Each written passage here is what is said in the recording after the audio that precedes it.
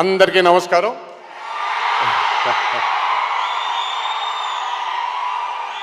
వాళ్ళు ఇందాక నుంచి నేను చెప్పింది ఏంటంటే, నాకు కర్ణాటకకి రావడం చాలా అంటే అమ్మమ్మ వాళ్ళ ఇంటికి వెళ్ళినట్టు ఉంటుంది.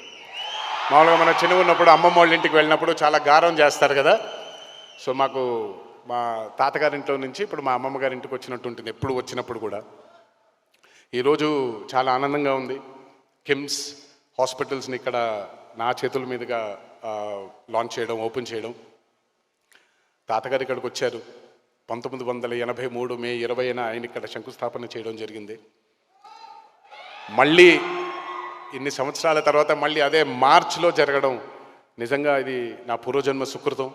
ఆ మహానుభావుడిచ్చిన ఆశీస్సులు, దేవుడిచ్చిన ఆశీస్సులు, మీ అందరిచ్చిన ప్రేమ వల్లే ఇది సాధ్యమైందని అనుకుంటున్నాను. భాస్కర్ గారు, ఇక్కడ ఉండే కిమ్స్ ఫ్యామిలీ ఎప్పుడూ నాకు అపరిచితులు కారు, నాకు కుటుంబ సభ్యుల్లాగా. నాకు 2009లో యాక్సిడెంట్ జరిగినప్పుడు నా ప్రాణం కాపాడింది భాస్కర్ గారు, కిమ్స్ హాస్పిటల్, మా గురువారెడ్డి గారు, అందరూ బాధ్యులు దీనికి. ఆ జన్మాంతం రుణపడిపోయి ఉంటాను.